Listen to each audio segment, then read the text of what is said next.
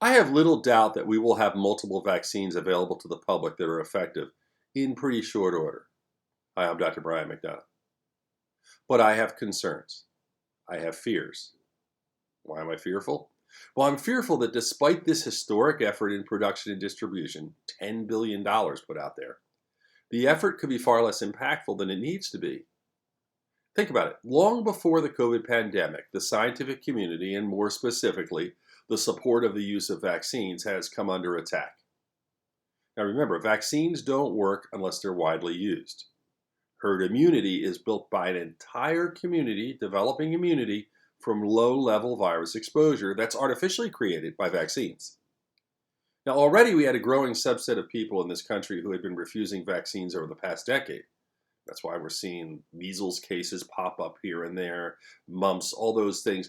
When people stop taking vaccines or don't do it, you get more natural virus. When you get more natural virus, even those who have protection from a vaccine get more significant cases and have problems. So you take that as a baseline. That's where we were before the past year. Now, the events of the past year, let's face it, there's been a significant effort from the top down focused on attacking science. Now that, no matter what you say, has an impact. We're missing public health education campaigns to counteract the attacks. So you have people putting the thought that science doesn't work in people's heads. You have a certain percentage of people believing that. You have a certain percentage of people fighting that. And you have a lot of people in the middle confused. Now, what you need is an incredible effort by Madison Avenue to educate people about the importance of vaccines, why they're necessary. And to do this, you need to do it systematically over time. Now, we've seen $10 billion spent on vaccine development and distribution. But the most important thing you need is buy-in. And nothing is being spent on buy-in. And my fear, and I'm afraid I'm going to be right, is that you're going to have a significant percentage of people who refuse to take the vaccine. If they don't take advantage of the vaccine, even those who take it still will be exposed to a very strong virus that isn't weakened by everyone taking the vaccine.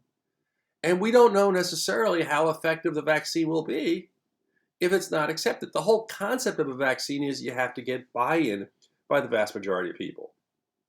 Now, I don't want to be right, and I'm not a genius, and I've said this many times, but when it comes to COVID, I've almost always been right, because it's an easy virus to understand. Frankly, it's an easy virus to develop a vaccine against. You go after the spikes, and that's why we've got a good weapon. But the problem is, we as a society are confused. And if you don't believe me, just take a look at the best weapon we have right now. What's that? It's masks. How long have I and many other people been talking about the importance of wearing a mask? I've told you from the beginning of this pandemic, once we realized it, and it took us about 6 weeks to figure it out, we started wearing masks. And in the medical community, we have dramatically reduced the number of cases in providers and people who consistently wear masks. Those who haven't, we have seen the problems. Despite all that evidence, there are still a bunch of people who don't believe the science behind masks, or they've turned it into a political and/or personal choice issue. Why will this be any different with a vaccine? And therein lies my fear. What we need right now is a public education, we dramatic public education campaign to talk about vaccines in general. Not this specific vaccine, but vaccines in general. How they work, why they work, and what we need to do. Short of doing that, I'm afraid even the best vaccine might not have as much success as we'd like.